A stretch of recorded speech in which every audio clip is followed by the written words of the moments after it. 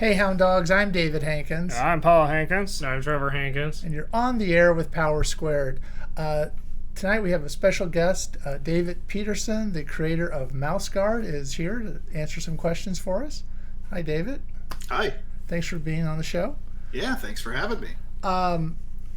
Our only connection to you is that I know Trevor has been by your booth a lot at Comic-Con to get autographs and things, and it was his idea that he asked you to be on the show, and it's really great that you accepted. We really appreciate it. Yeah, of course. So, for those who don't know who you are, can you tell us something about yourself? Sure. My name's David Petersen, and I write and draw a book called Mouse Guard. It's a medieval fantasy comic about mice with swords. And I've been doing it since I self-published the first issue in 2005, and it's been coming out nationally since 2006. Okay. When did you discover that you wanted to be an artist? That's a really good way of phrasing that question, because most people ask, when did you start drawing? And I don't like that question, because the answer is every kid draws. Right? Yeah. Yes. And just as time goes on, some don't stop. And I'm one of the ones who don't stop. But the way you phrase the question is, when did I discover I wanted to be an artist? And I would say probably like middle school was where it made the most sense. Actually, even in elementary school, like I liked to draw and I hadn't stopped drawing, but I wasn't like the artist. There were other kids who were the artist in my grade. But yeah, in middle school, I got more serious about taking some art classes and taking some art classes outside of school.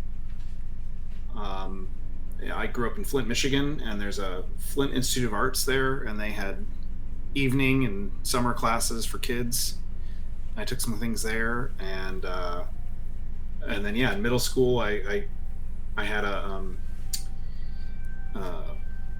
what is it called? The elective class that was like a sampler plate.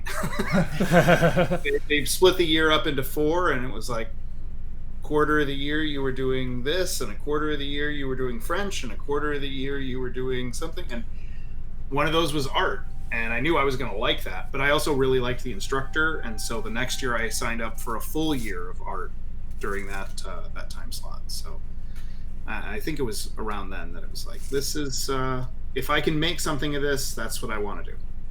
Did you go to art school? Yeah, I mean, I focused on art all throughout high school, including continue to do out of school classes and things like that. And then I started at a community college because of the art program. The community college was right across the street from the high school, or at least the Flint Institute of Arts was directly across the street from the high school, and the college's art program held its classes in that building. So when I was a senior, they had a couple invitationals for seniors in the county to come in and do some almost like audit some classes at college level. And I had done a couple of those, and I liked the program from what I could see, and I was a little trepidatious about moving out of my parents' house and going off to school, and also there was a little bit of fear in like going to a full university for an art degree when that's not necessarily a good job position to be in. There's always the worries about like, do you really want to get your degree in art? So I thought if I started a community college, it's a little less pressure, a little less money. Also, living expenses go way down because I'm just staying at home. Did that, loved it, and then was all in. Ended up transferring to a university and getting my bachelor's in fine arts. But that's a whole other story. Are there artists that inspire or influence your work? Sure. I kind of divide it into different categories. Like there are artists like comic artists like Arthur Adams and Mike Mignola, Chris Boccello, more recently Gabriel Rodriguez. those are artists that inspired me, and like I would look at their work and study and try to figure out how I should be drawing better. Um, then there's classic golden age illustration folks like Arthur Rackham and Edmund Dulac. I think you can put N.C. Wyeth in there, even though he's more of a classical painter, but it's in that same kind of time frame of illustrative books. And then you've got modern fantasy artists like Tony DiTerlizzi and Tom Port. There's tons and tons. Those are the top ones that come to mind. Is there a typical day for you, and what would that be like? There's not. I'm probably not. It's not a good answer. It's not anything that aspiring artists should hear. No, there's not a typical day. I've always been a night owl, and my wife is as well, and so not getting up until noon or even early afternoon is normal because we've been up until 3-4 in the morning. But that's just, we basically just shift our day schedule and push it a little more towards night.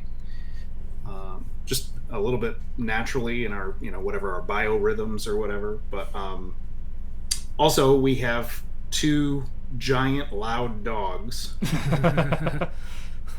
And in the evenings, the house is quiet because people, like our dogs, will hear people walking outside with their dog. If people are taking dogs for a walk or other dogs in the neighborhood bark or whatever, it's chaos in here. Everybody's barking. Our dog is setting off the neighbor's dog. It's the whole chorus.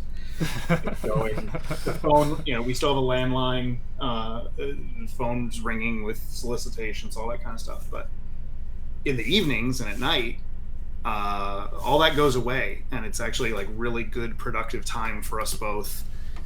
She does all the marketing and business side of Mouse Guard, and I do the writing drawing side of Mouse Guard. But it means that we can both do our work without all those other distractions. Phone isn't ringing, nobody's knocking on the door, packages aren't being delivered that are setting the dogs off. So and then what the actual day looks like is usually checking the email first to make sure that there aren't any fires to be put out. There's nothing that's immediate that has to be taken care of. Doing a little self-care, food, coffee, that kind of stuff, and then getting into whatever is the priority. And sometimes priority is writing, sometimes priority is fixing something. Like, if there is a fire in the email, if somebody says, I didn't get that file, or that file was corrupt, or you never sent me the file, that's the top thing of the day. And then after that, it's just kind of a mental priority list balanced with, if the priority is of any particular task, whether it's writing or drawing or inking or coloring or starting something new or doing a piece of merchandise or doing a website update or whatever, if there isn't a clear priority, it just boils down to what interests me the most. I'd rather be working on something that's got me excited and got me interested, and get that stuff done while I have good energy about it before any kind of feelings change where that work becomes a drudgery. Are you on a sort of a schedule that the next one has to come out at a certain time or a certain day? Not right now, no. So in the past, in the earliest days, I definitely had a schedule for the first volume of Mouse Guard. I was also working a full-time day job back then. That was insane. And I think in some ways the work shows. Like, I know people love that first book, but I think that there's some corners cut that just had to do with, there was a schedule, I had to get it done, I was working a regular day job, and I had an hour commute each way, and I probably wasn't doing my best work or even growing as an artist as much as I could. After that, I would get slower, take more time. Now we've taken that to the most ridiculous degree of Everybody asks when the next book is coming, and I tell them I'm working on it. It's just going slowly. And the publisher also knows that basically we're not going to even start publishing issues until I'm done or very close to done with the whole book. Right. And I do books in 6-issue chunks. So, yeah, whenever I get to that point, and that's a hard thing in terms of scheduling to worry about too, because you guys just saw me at Comic-Con, and I also had Heroes Con and Emerald City Con. I'm still going to Baltimore and New York. Not only are there things like packing for conventions, but also making sure maybe we have some new merchandise, or we ran out of shirts. Do we want to reprint the old design, or do I need to make a new design? Because sometimes we've had a shirt for too long, and when it's sold out, reprinting it's not responsible. Everyone who wanted that shirt probably already bought it. Let's do a new thing or whatever. And like right now, I'm in the midst of working on a calendar. We put out a calendar last year. It did really well. I want to make sure I have that calendar in time for my last 2 fall conventions, Baltimore and New York. So that's actually what I've been working on recently, instead of getting more pages done for the next book. So it's always a juggling act of what's coming next. How would you describe your art style? Boy, I have no idea how I would describe it. Well, I know other people. I mean, me. I guess it's me. It's probably more line centric than shape or color centric. It has a level of detail that I think people get impressed by, but sometimes there's I'm always the person who, obviously I am more detailed in all the texture and little Easter eggs to find than someone like Jeff Smith. Right.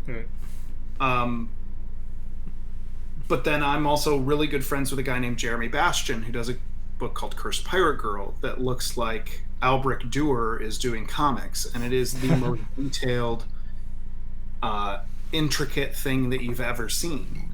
So when people say my work is detailed, I'm kind of like, but I know I'm not really detailed. And I stream on Twitch sometimes, and I'll show people, like, you guys think that there's a lot of detail here, but I'm doing a little bit of magic trick. I'm fooling you. Like, let's zoom in on this bookcase, and what looks like a bunch of books are just, sometimes I draw lines going this way. And suddenly it just looks like stacks of books all piled up at, some are leaning like this, some are stacked vertically, and, it looks like I drew all these books. I didn't. So, yeah, some people would call my work detailed. I don't know. I think I'm solidly in the middle there. There's degrees of detail, you're saying? Yes. Yeah. I think other people would describe my work as line-centric, detailed, and maybe adorably fierce.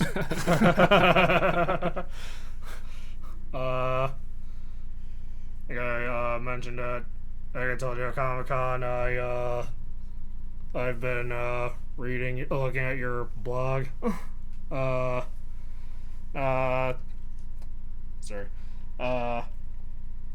seen on your blog that your artistic process is a combination of analog and digital, but it's mostly analog. How did you arrive at that?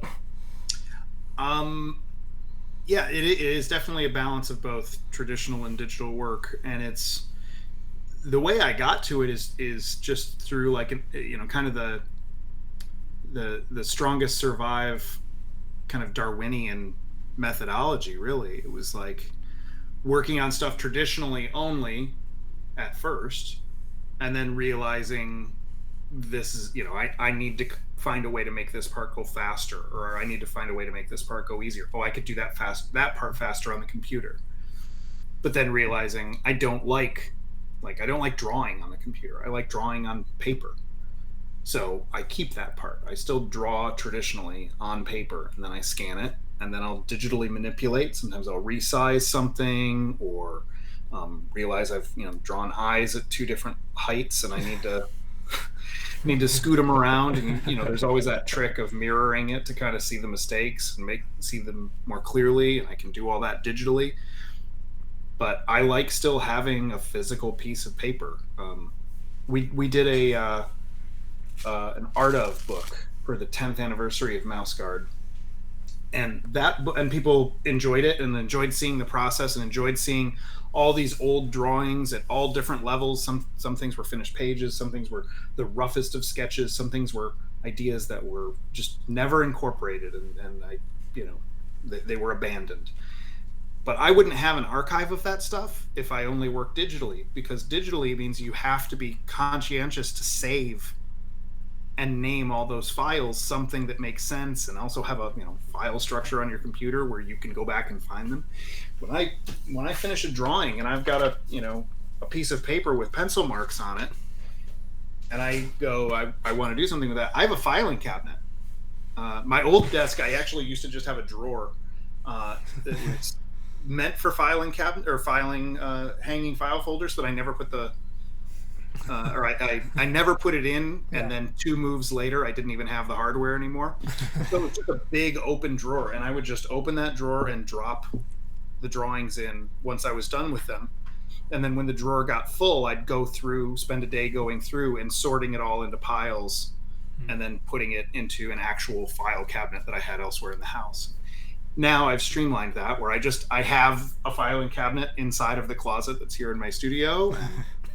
Each drawer represents a different kind of work. Top drawer is Mouse Guard, middle drawer is freelance, bottom drawer is personal stuff. And I have different folders that mean different things. So like when I finish a piece for this new calendar, or finish even just the sketches, I can put them away in the correct folder.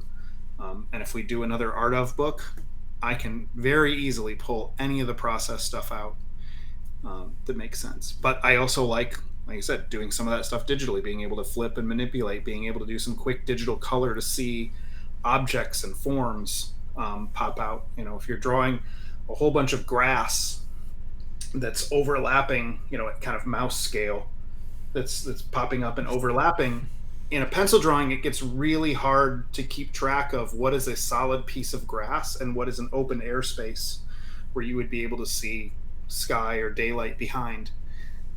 So once I do a little bit of that drawing, or even sometimes I'll just go, I'm going to put grass here, and just do a couple quick pencil flicks. And then when I scan it, and I'm still doing this is still rough, this isn't a finished piece, but I'll, in color, paint in those grass blades in thick, wide color, because then I can see what's either a positive shape of grass or a negative shape of whatever's going behind it. And I can do that way faster digitally than I could traditionally. And then I print that out and I ink the whole thing traditionally. Ink. Let's see if I can get ink on paper. And I ink on a light pad, so I can just put the printed out piece that was a combination of digital and traditional manipulation. I can tape that right onto the back of this Bristol on a light pad. I can see through it and I can ink everything. And it means that on my original pages and final original artwork, I don't have any pencil marks that I need to erase.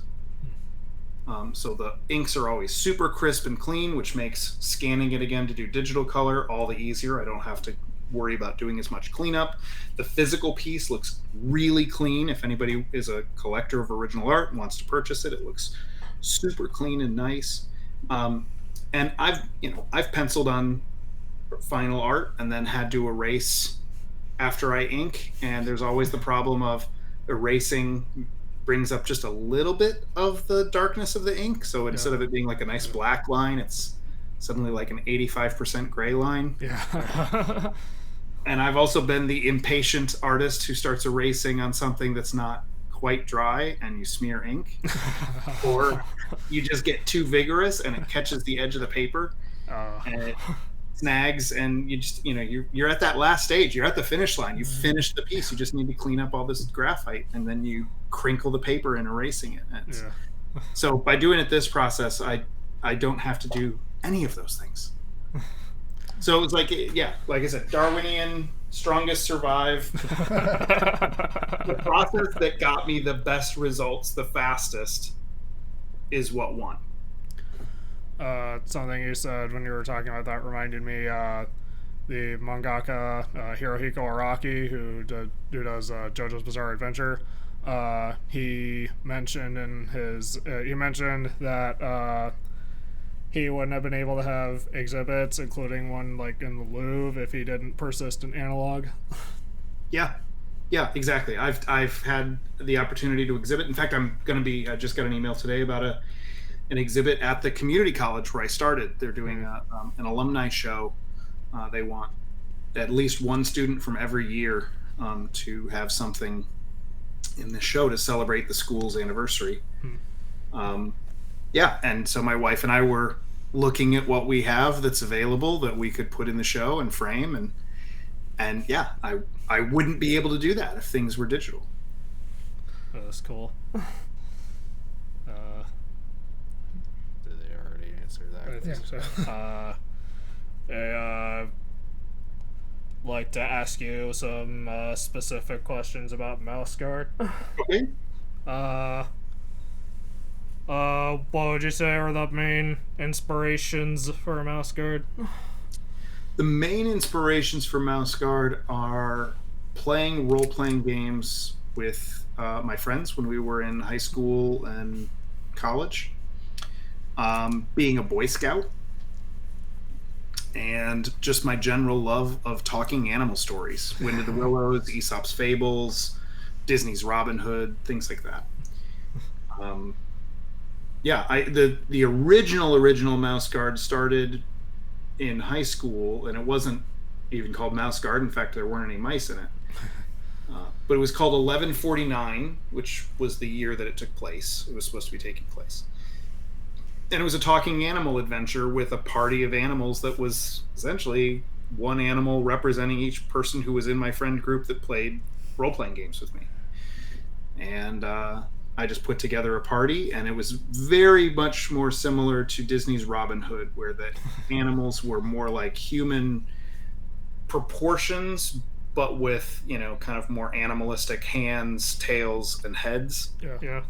And very kind of animated style versions of those. And then in college, I thought I wanted to dust the idea off again and make it a little bit more, I guess at the time I thought more mature. I don't want to make it like a cartoon. I want to make it more mature, maybe more like literature. So I leaned into the Aesop's Fables side of it and thought, if all the animals are their appropriate animal sizes, and I keep all the predator-prey relationships, so you wouldn't have a rabbit and a fox being friends because the fox would want to eat the rabbit. So I started trying to build out this world, and it was through kind of figuring out the maximums and minimums of things, where the borders are. How many species of animals would I have? Do I also want to come up with all these cultures and characters for insects as well? And how big is the biggest animal that I want to bring in? And it was in figuring out those borders that I thought mouse would be the smallest thing that I would want to put in. I didn't want to do insect cultures. And then I worried, like, how would you keep mice alive in that kind of story, or really any prey animal, but how are you going to keep them involved in the story? The reference I always use, or the analogy I always use, is in Lord of the Rings, when the hobbits are going to come out of the Shire and try to do something, the world of elves and dwarves and men find it humorous. Ha ha ha, little hobbit, you're too small to affect change in the world. It'd be the same for the mice, except the other animals would also say, yum, lunch. Like Legolas and Strider and Gimli didn't want to eat the hobbits. Yeah. And so I was like, boy, that's a hard thing. How do you keep the other characters involved? Boy, the society of mice would have to be rather sheltered, and they'd have to keep to themselves, and they'd have to have this, like, almost like this whole network of how to keep paths between their settlements secure, and like patrols, and I just kept going down that path and developed what is Mouse Guard. And like I said, I was pulling in calls, all the going on patrols and things like that. That's all Boy Scout lingo, and that's things that I took from being a scout. The interactions between characters and that anticipation of danger that comes from role-playing games. So it's all of those things. I think I saw there was an older post on your blog where you mentioned Redwall as an influence. It was kind of a counter influence, and I say that respectfully. I had started working on the Mouse Guard concepts, and I'd drawn a few characters, and a really good friend of mine handed me the first Redwall book and said, "You will love this book because of what you're doing." And I was like, "Oh, cool." And I read it, and I was like, "Damn it." Because also the problem was I really enjoyed that book. You know, if it was a bad book, if I was like, this is garbage, I could totally do this better, I wouldn't have been upset. But instead I went, somebody's doing this way better than anything I was going to do. So granted, I wasn't in a position to try to do anything with Mouse Guard at that moment anyways. I was a first or second year college student. You know, I didn't have the time or probably even the stick-to-itiveness to finish doing any kind of graphic novel at that stage. But I did kind of mentally shelve Mouse Guard for, I think it was a total of 9 years. Now I'd still draw the characters every now and then, and they wouldn't leave. Stuff about what Mouse Guard is and could be kept popping into my head, and I'd just store it away. Maybe draw them a couple more times, but it wasn't until much later on that I went, okay, I think I can do this and be distinctive from what Redwall is. So some of that I knew was going to be inherent because Brian Jakes and I are different human beings. We're going to tell different stories. You know, even if we were given the exact same seed story, we would both come up with different outcomes. Yeah. But on top of that, I thought I should have some direct things that are different about Mouse Guard than Redwall. Right. The mice keeping to themselves was already built into mine. I didn't have them being friends with badgers and hares, right, and all these other animals. They sometimes do interact. There's a whole scene where they interact with hares, but it's not like where in Redwall they're all allies and they all live together in the Abbey. Right. And that they're natural allies. This is different. And things like badgers and some of the other animals that they sometimes interact with would be a nuisance or a direct predator. So right there, I'm like, there's a difference. Right. And then there were some others about, a lot of stuff happens at Redwall Abbey and Redwall. And I was like, I think I want to focus on having my mice out of doors in between settlements more often than they're ever in a settlement. This is about that, being out on patrol as a Boy Scout. That's what I want my mice doing more often than not. We can have some things happen at Lockhaven, which is the home of the Mouse Guard, the equivalent of Redwall. Right. But I want more things to happen outside of Lockhaven than happen inside Redwall. So it was a counter influence, but like I said, I say that respectfully because it's wonderful, it's good. It also means a lot of things to a lot of people in terms of their childhood, and what they grew up with. And it took me a while to even receive, in the early years of Mouse Guard, when people would come up and say, "Oh, this reminds me of Redwall." It would feel like an insult. Like, no, it's not. It's not Redwall. It's my own thing. I made my own thing. And it took me a while to kind of like mentally kick myself in the butt and go, they're paying you a compliment, idiot. Like, just say thank you. It's wonderful. Thank you. That's high praise. Those are the things that you can say back to people so that you're not scowling at them when they just said something nice. Yeah. So I happened to read the first Redwall book before seeing that post, and now that you've said all that, I can see where you were coming from.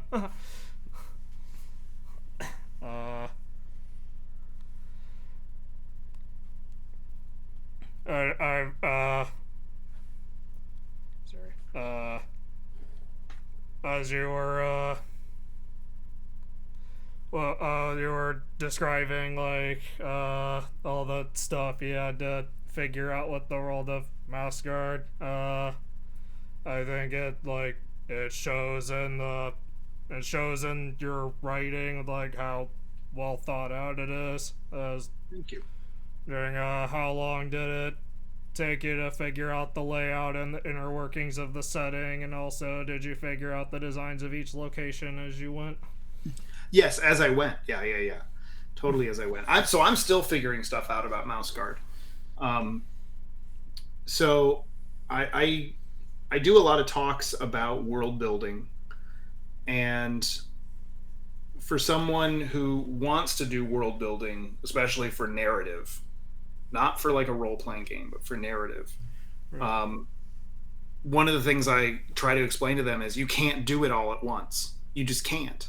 And even if you try and you come up with all of this information, you can't deliver that. You can't find a way to make that digestible to a reader without there being a story. There has to be a story. There has to be like a human component. We have to care. Right. Otherwise, you're handing them a history text or an atlas. And if you're trying to do more like, you're doing world building because you want to be a video game designer or a role playing game setting creator, like that's a totally valid expression of doing this kind of work. I'm not discrediting that, but someone who wants to do it for story, you really can't do it all at once. So I feel like it's easier to not burden yourself by trying to get it all done at once, and then you're also setting yourself up not to fail because you're going to be dishing it out to your reader in parts.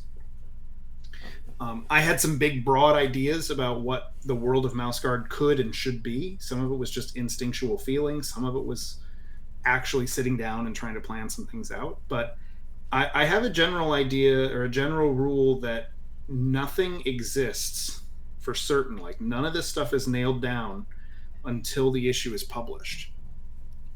Right? So at any point now, things that I have things planned for this book that I'm working on, but if something changes while I'm working on it and I want to change it, or I realize that there's a hole, something doesn't make sense, or it contradicts something that I've already written that has been published, and I need to change it, I can. So all of that, like over preparing of trying to come up with everything, sit down and plan it all out, you're just making life hard for yourself. So I've tried really hard to just deal with it when we get there. Like I every fantasy book needs a map. So when we did the first hardcover collection, I had to like really draw the map and draw all the cities, and I did it visually. I just went, there's a dot here and here and here and here and here and here and here. And those are all cities. Now I need to come up with a whole bunch of names for cities. And I just brainstormed a bunch of ideas. Some of those names are evocative. Like when I wrote them, and even now when I hear them, I think, ooh, I kind of have a vague, hazy vision of what that kind of a place looks like. But when it actually comes to like designing those cities or what they are, I don't worry about it until I'm sending my mice there. And then I try to make it more story based. That city needs to play some kind of a role in the story. Is it a hostile environment? Is it a friendly environment? Is it a spooky environment that turns out isn't spooky at all? Is it a really pleasant environment that turns out is actually really scary and has a dark, seedy underbelly that no one recognizes?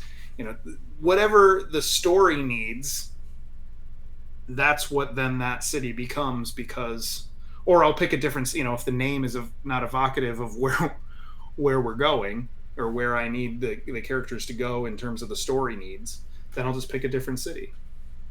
But yeah, I don't explore those locations until it's time for the mice to explore those locations. That makes sense. A question about Kelena. Mm-hmm. I noticed in volumes 2 and 3 you sort of inserted how to pronounce his name.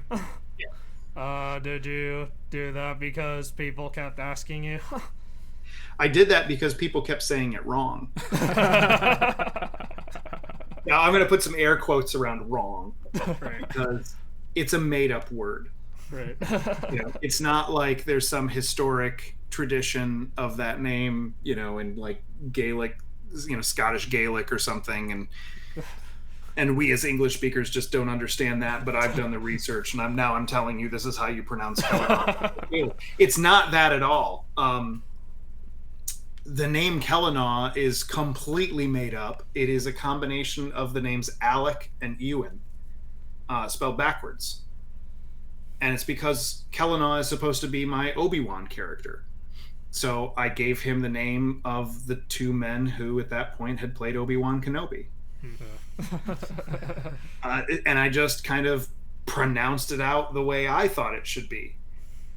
And then once I put it in book form, and I hear all kinds of people saying, some people asked, but some people would also just come up and tell me about how much they love Solanawe.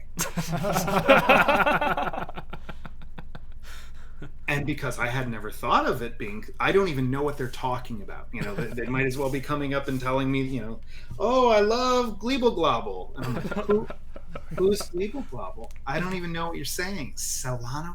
What is Solanawe? And then people were, pointing to Kellanagh in the book. And I go, oh, Kellanagh. And they go, oh, is that how it's pronounced? Or I've heard Selanagh, Solanawe.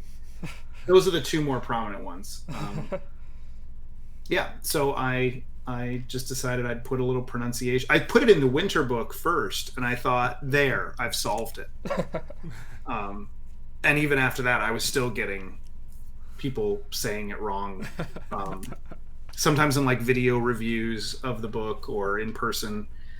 And so when I did the Black Axe book, that is really stars Kellanagh, I thought I probably need to reiterate this one more time. And actually, maybe it would be funny if everybody in the world also has a hard time pronouncing his name, and he's the one having to go, no, it's actually pronounced Kellanagh.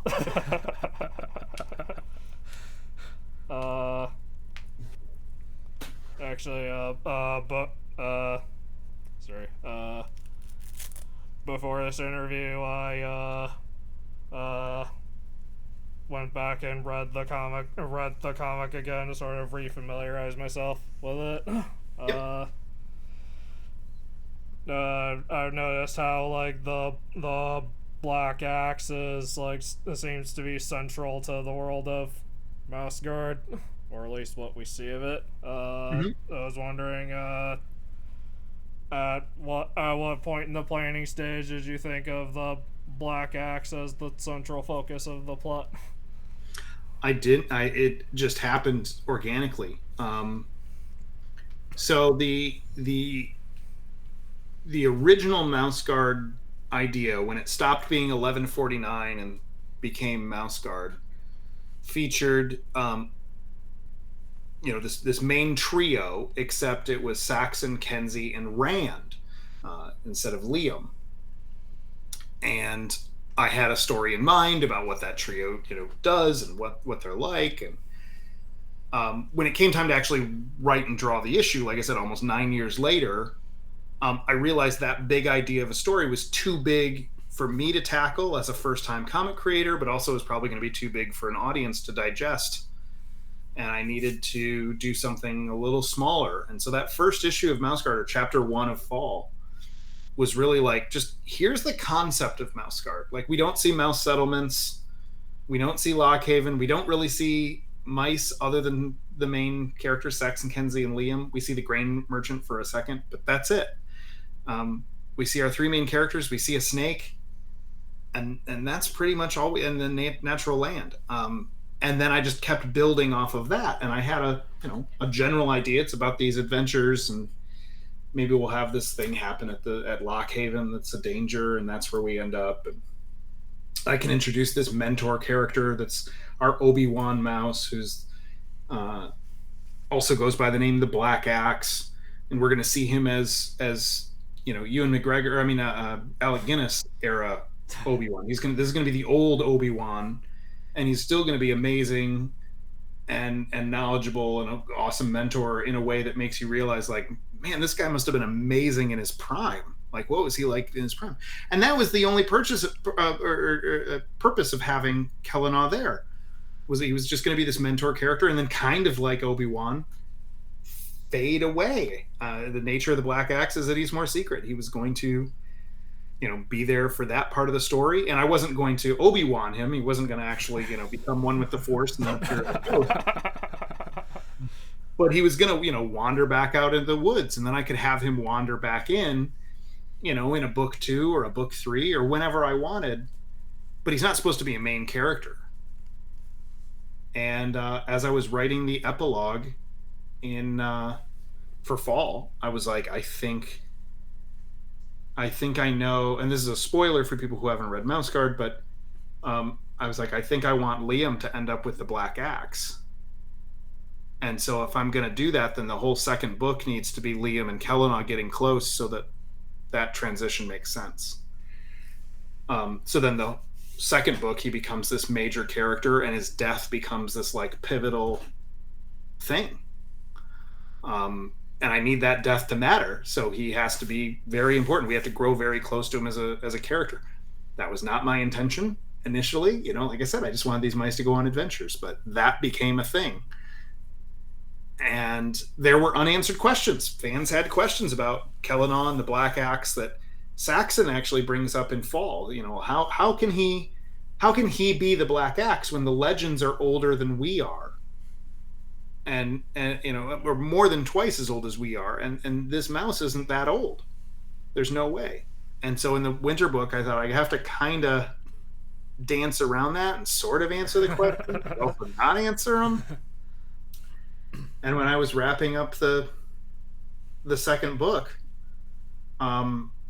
his death, like, it kind of hurt. It was like, wow, I can't believe that I did that. And it was also weird that obviously, you finish an issue way in advance of when it gets printed and before people read it. So I've drawn it. I've gone through the mourning process. I know that character is dead, and I'm not going to draw them anymore, and there's no more further adventures of Kellenaw. But nobody else knows it yet. I have to be very careful about what I say at conventions or if I was streaming or anything like that. And then I go, yeah, I think the third book needs to be like, I'm just not done with this character. I don't know entirely why, but I think if Liam gets the Black Axe, we need to understand what it means to wield that weapon more than just the lore. We need to actually get the real story about, how the axe is handed down and all of that. And in doing that, I added even more lore to the founding of the Black Axe, who forged it and how many mice have wielded the Black Axe before Kellenaw and Liam and all of that. And all that does is just open more questions. It's like doors upon doors all getting opened, that any one of those passageways we can wander down. There's probably a good story down there. And it just means that Black Axe thread has become way bigger than I ever intended. It was originally supposed to be this story about Saxon, Kenzie, and Rand, where no one of those mice was supposed to be any more important than the other two.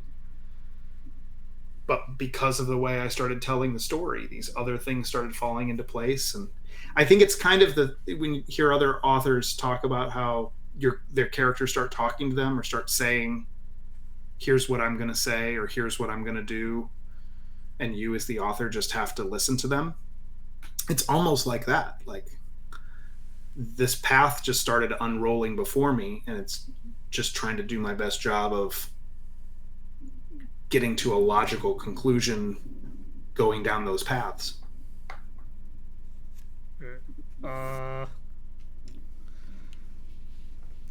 How much research did you do on mice and other animals before you started Mouse Guard?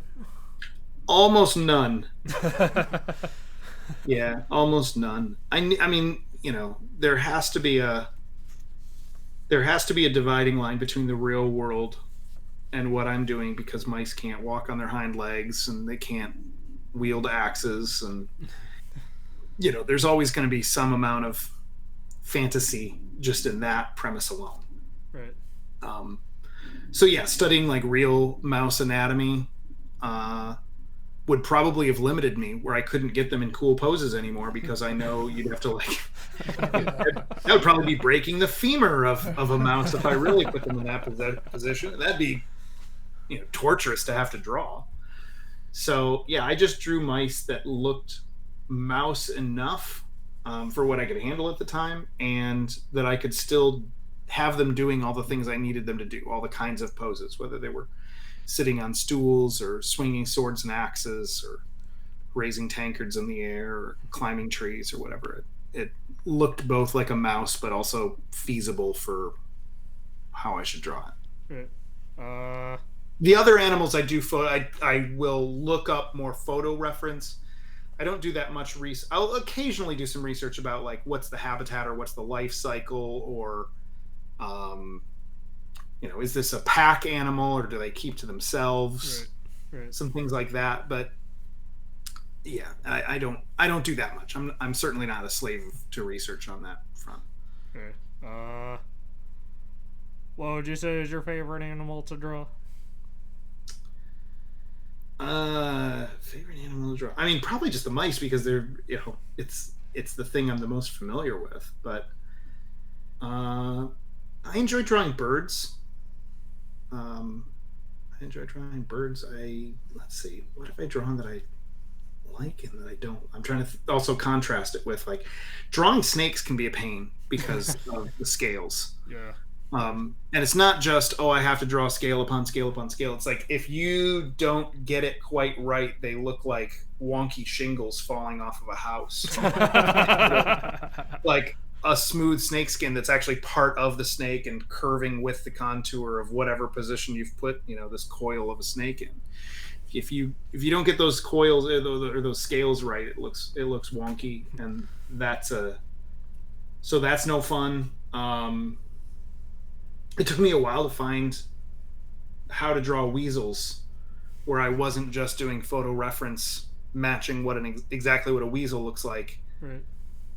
But it still looked like a weasel, and it looked like it belonged in mouse guard. Like, if I drew it too photorealistic and it was next to the way I draw mice, it looks weird.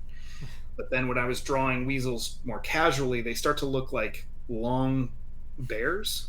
Like, I just took a bear and kind of stretched it out, and it didn't look good. So it took me a while to find my voice, but yeah, I don't know. I like drawing badgers. I think it's been a while since I've drawn a badger, but yeah, I don't know. I guess I kind of like drawing all of it, but some things can be a little trickier than others. I actually like the way you draw weasels. Thank you.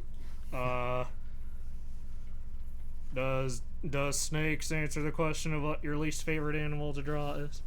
Let's go with snakes, sure. There might be something else that I'm just not thinking of, but yeah. If you think of it later, you can throw it in. Yeah, and I don't not enjoy drawing snakes. It's just that part of, like, kind of like I was talking about painting in blades of grass, because then you get the form of it, you get the mass of it, rather than a line for the top of it and a line for the bottom of it. Yeah. I will sometimes digitally just paint out, a big old whoop kind of swoop and go, that's the position I want the snake in. But now figuring out how it coils, where the belly is on the bottom, but then here it actually wraps around and becomes the front of it. And then if it's going that way on this wrap, then it needs to go that way on this wrap. And after you do all that, now scales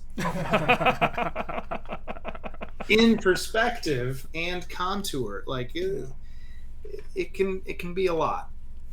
But it's not like I hate drawing snakes. Right. It's just a lot. I also like the way you draw mice.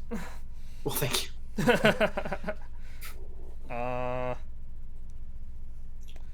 This is admittedly a bit of a nerdy question.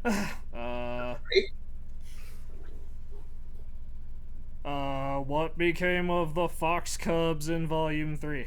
Oh, you're one of the only people who's ever asked that.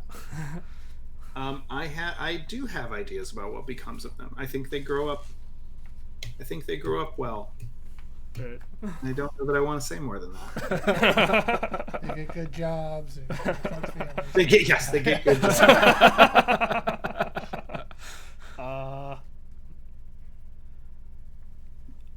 One. Sorry. I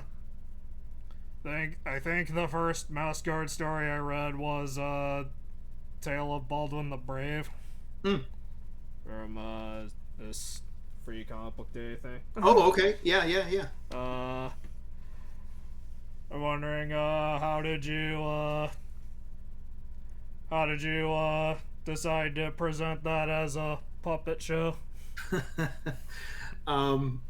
Yeah, actually, I don't remember how I decided to do it, or like why. So that was, like you said, it came out as a free comic book day book. There had been the first time we got the opportunity to do a free comic book day issue that was going to have Mouse Guard in it. I was trying to figure out how to balance doing a short free comic book day story, because free comic book day, one of the big points is to bring in people who either aren't reading your book or aren't reading comics at all. You're trying to bring in new people, so it needs to be a very new reader friendly story. But obviously, we've all been to free comic book day, right? What do we go to with free comic book day? If our favorite creator has put out a book for free, we want that one because we are the biggest fill in the blank of your favorite creator fan there is. I want that book, right? Yeah. So it has to, this Mouse Guard free comic book day story has to work for completely new readers who have no idea who I am or what Mouse Guard is, but also the people who have been with me since day one need to feel gratified. And the first free comic book day story I did, I actually feel was a failure for free comic book day. It was called Spring 1153. We ended up using it as the prologue for Black Axe. Right. Where it actually works way better.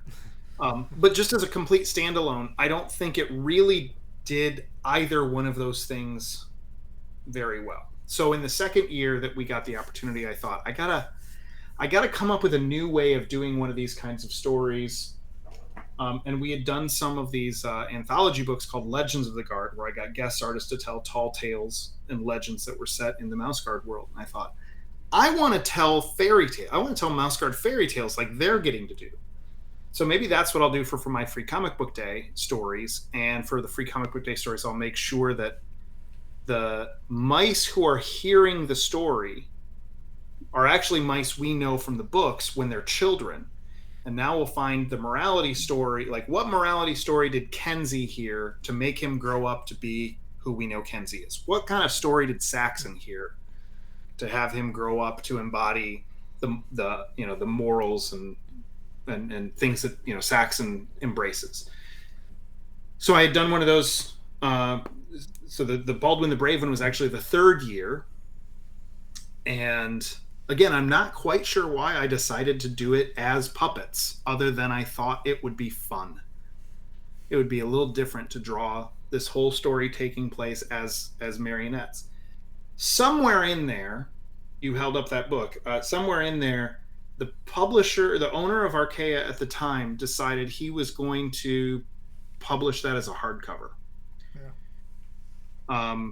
Which was a huge gamble. It was also, so at first when he told me I'm going to do it as a hardcover, I said that's a terrible idea because comic book stores have to pay for the printing, and comic book stores are already, they're putting out so much money for free comic book day in a way where they're not collecting or guaranteeing any collection on revenue.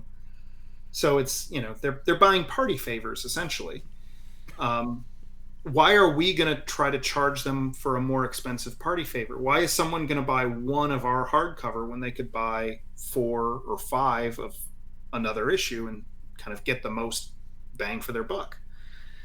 And he said, I've got that solved already. I'm going to eat the extra cost, and we're just going to use it like an advertising budget. Mm-hmm. And I was like, wow, that's crazy, but okay. And what it meant was that book was huge. It was ordered like crazy by stores. It was distributed like crazy by stores. And at the point where I knew what the order numbers were and that free comic book Saturday was coming, I had my head in my hands going, what kind of a stupid, colossal mistake have you done?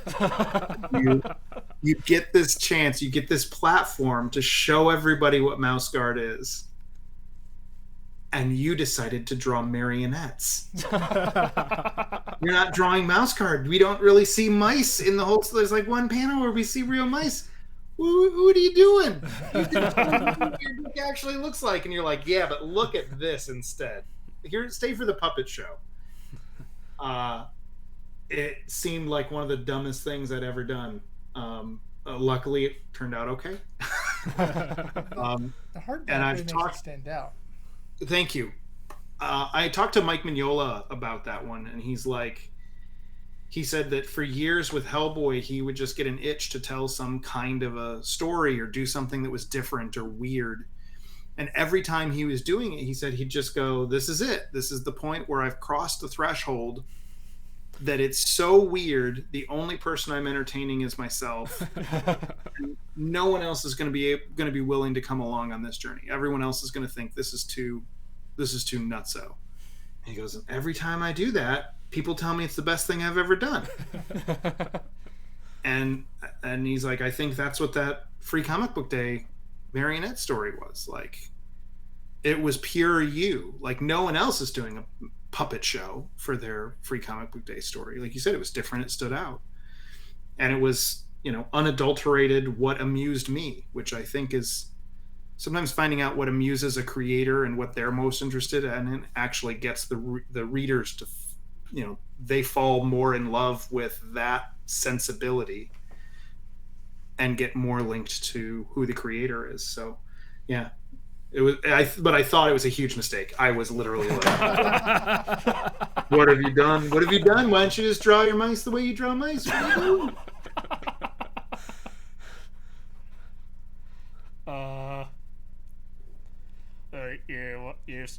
You already said before that you're still planning to continue beyond Volume 3. Mm-hmm. I was wondering how far out do you have the main story planned? Planned through book 5. Right. But I also, in that same way that I talked about things not being nailed down and like don't do extra work until it's time. Yeah. These are rough outlines. Right. So the one I'm working on now is book 4. And actually, I don't nail everything down as I'm going on that.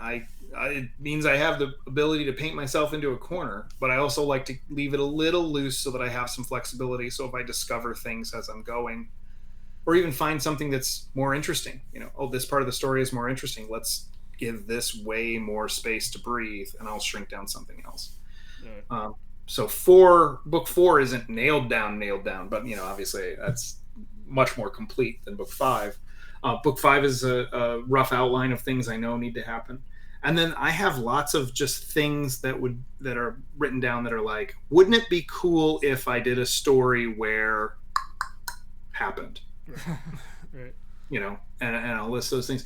And some of those are like, well, maybe that's a book 6. Maybe that's a short story. Maybe that's more like a free comic book day thing.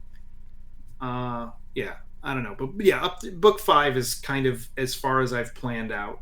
And it's not like the end by any means. It's just and I've also realized the weight, because I kind of had a rough trajectory up through book 5 when fall ended. And the pressure of that, of knowing that all that story is out there as I'm trying to work on just the next, I can only work on one book at a time. So here I am doing all this, and it feels like I'm so far behind because look how much is planned ahead.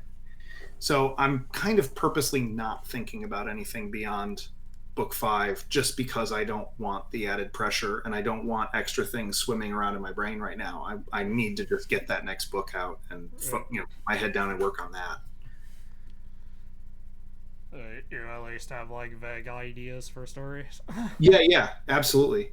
Yep, I've got several documents. So when we were doing Legends of the Guard, which was that spin-off anthology, I had a list of really vague things, or even uh, things I knew couldn't be big stories, because sometimes people would say, "I'd love to do a story for Mouse Guard, but what kind of thing would you want me to do?" And I could just copy and paste from that list. I could go, here's 3 ideas. You're welcome to any of these. If you want to build off of one of these. So I have really vague things that were legends ideas that either didn't get used, yeah, for the most part didn't get used.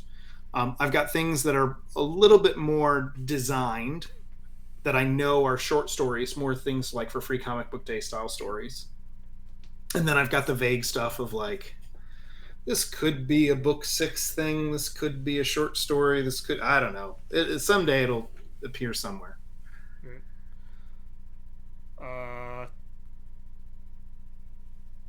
Do you have anything? Do you have any Mouse Guard stories currently in the pipeline, or are you not able to talk about that right now? Well, the next book that I'm working, book 4, is the Weasel War of 1149. So it takes place between Fall, the first book, and Black Axe, the third book. Although it's much closer in time to the first book, to Fall. Right. And yeah, it's the big Weasel War that's kind of mentioned throughout Fall and Winter. And yeah, beyond that, I can't really say too much. Right. Fair enough. But yeah, I mean, I'd like to do. There's things I'd like to do that. Talk about like beyond book 6. There's Mike Mignola is a huge inspiration to me, and not just the way he draws, and not just the character Hellboy, but I actually looked at his career and listened to lots of interviews and things that he did to get inspiration for kind of how to treat my career, or what a career I would hope I would have. And there were things about the way he did Hellboy. Like, Hellboy was released as a series of miniseries. It wasn't an ongoing. Right. And that was a little more unusual in the 90s. Yeah. And I was like, that's the kind of thing I would want to do if I did a series. So that's the path that Mouse Guard took. The reason that there was a Mouse Guard anthology was also because there was a Hellboy anthology called Strange Tales. Or Weird Tales? Weird Tales. Yeah. Something that Mike does that I wish that I haven't completely played with. So Mike was doing some short stories that were for these Dark Horse collections, the Book of Witches, the Book of, I don't remember what all of them were. They had different themes. The Book of Witches was one, the Book of Magic or something was another, but he'd do these short 8-10 page stories, and that's kind of what I'm doing with Free Comic Book Day stories. But something I haven't emulated that I think I'd like to is, sometimes Mike would do a 4-issue arc that was, like a big story, or a 5-issue arc that was a big story. And sometimes he'd do a standalone issue. And sometimes he'd do a 2-issue thing that was complete. It was just 2 issues. That's as much story as there was. He played with the size and said some stories are big, some stories are small. And right now I've only done, really small short stories, or 6-volume or 6-issue volumes. Yeah. I think it might be interesting to play with the size at some point after book 5. And like, I have an idea for a story about Saxon and Kenzie meeting for the second time when they both join the Guard, and their time going through like the initiation process. They're not fully, they haven't been given their cloaks. They're not full patrol guard mice. There's stuff in the role-playing game, and I mentioned a little bit in the series as well, that there's this whole process where you have to learn how to be of service to others, because that's what the Guard is all about. So instead of getting to go off and be fancy with a sword and get to do the fun stuff, you have to just be of service to the Guard itself. And yeah, I have a whole idea for a story, but I don't think it fits into either one of those categories. It's too big to be an 8-issue story, and it's way too small to be a 6-issue arc. So yeah, stuff like that. I have little things like that at some point it'd be great.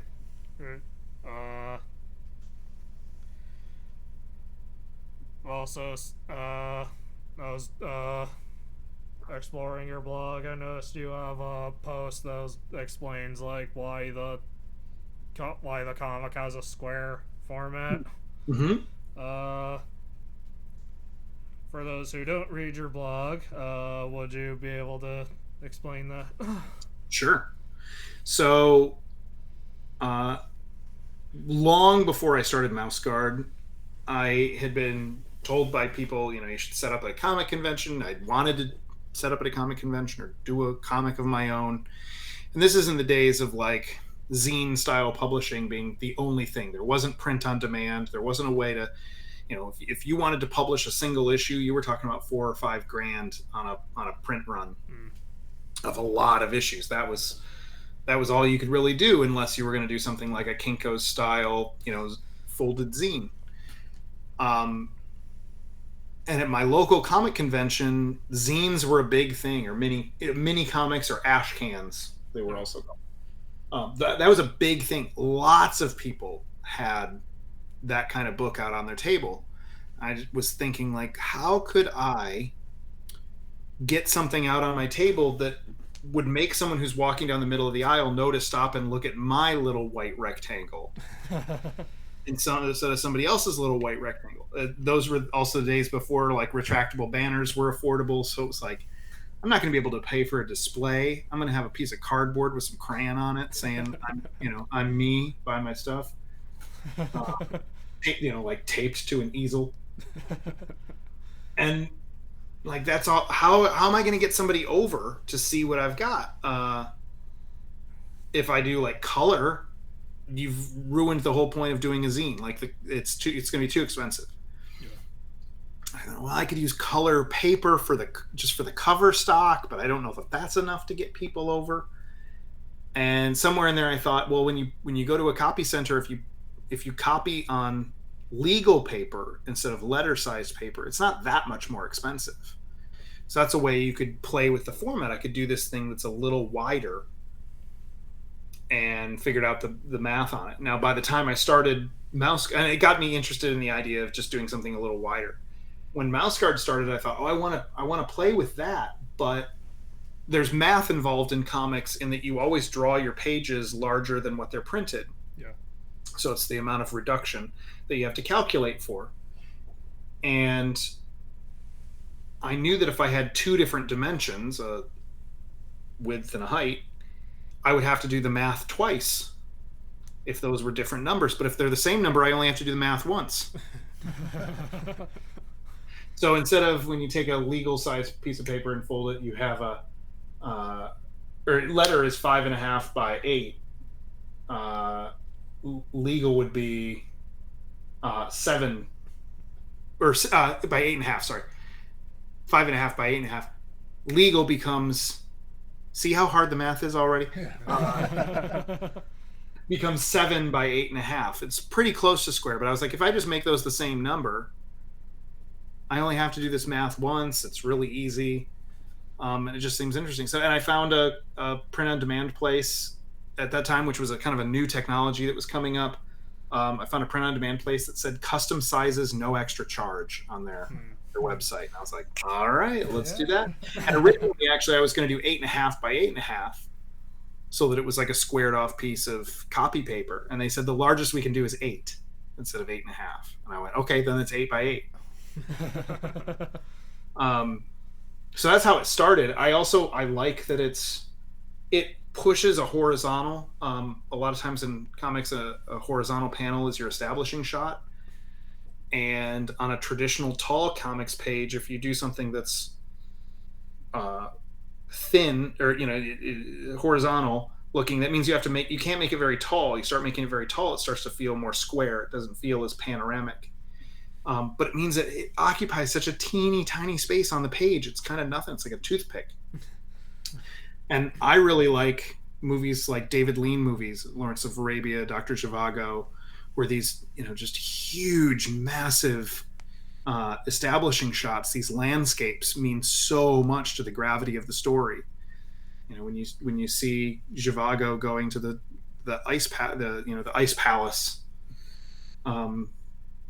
those establishing shots mean everything. When we're in the close-ups inside, we don't have to see all the details. We got them all in that giant establishing shot. So the square page allows me a lot more real estate to make those establishing shots mean something. But it all started by a desire to not have to do math. It also like stands out from other comics on the shelf. Well, and that was actually a problem.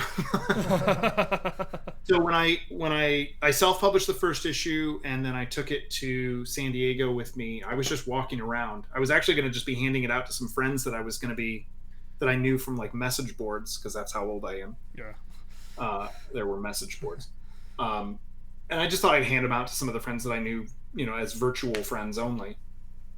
And then somebody encouraged me to go talk to a publisher, and I went to talk to Archaea, and the guy who ran the company, his name was Mark Smiley, and he said, would you want, I think the first question he asked was, would you want to keep the format the same?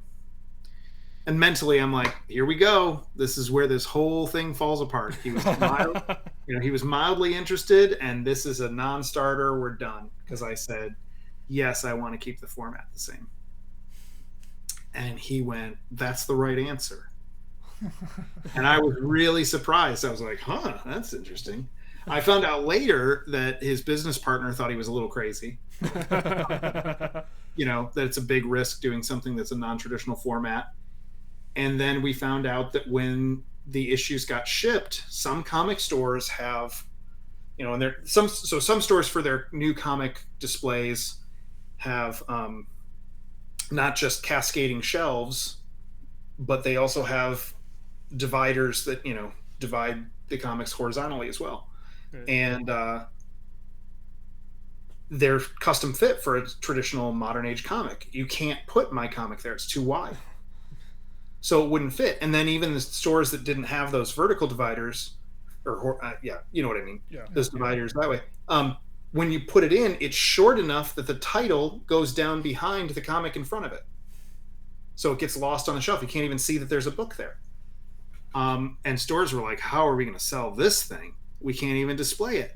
And a lot of them put them in stacks or on easels up at the checkout, up on the counter. And that worked kind of like, all the candy at the checkout of the grocery store, or like the tabloids, right? It's this point of purchase impulse buy. What's that? That looks cool. Yeah, throw that on too. I'll buy one of those. And that's how it worked out, where we got some complaints right at the beginning that Mouse Guard was the square comic that made it stand out in a terrible way. And the retailers let us know it stood out in a terrible way. But then once it started selling, most people stopped complaining.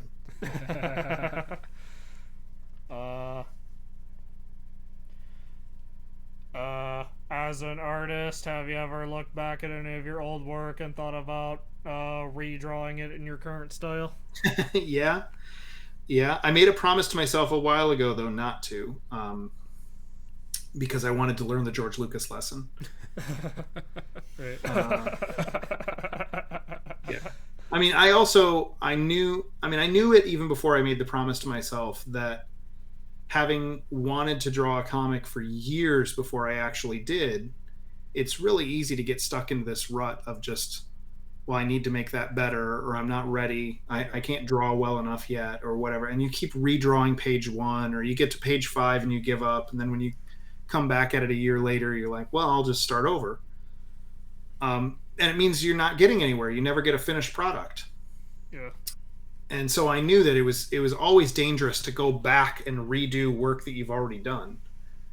And then, as Mouse Guard came out, and I just was like, I'm going to make a promise to myself that I won't do that. Now, having said that, I am doing that sort of, but I'm not redrawing. I'm, what am I calling it? I'm not recoloring. I am remastering the color on the older books. We are going back to the original files, and we're planning on printing a slightly larger version. Right.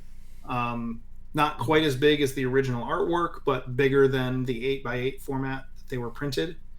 And I was learning on the job when I was digitally coloring those issues, and there are problems where I like I didn't color within the lines, or I was using this kind of textured brush, and actually the texture is so textured it's distracting, and you can't even see some of the lines.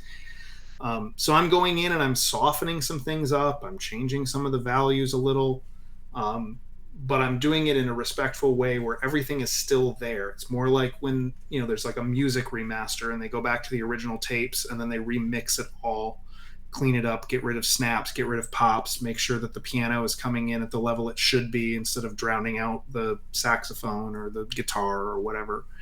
I'm doing more of that kind of a treatment to the colors of the books for these re-releases. Right. Oh, I'm also re-lettering it because I was a terrible letterer. Yeah, The balloon tails are all these straight daggers that look like they're going to poke somebody's eye out. They don't have any life to them. There's no like subtle curl or anything. And it's not like I'm some amazing letterer now, but the old ones are bad, and I need to fix them. I think your lettering gets. Well, I was actually thinking, well, rereading it, your lettering does get better over time. Thank you. Thank you.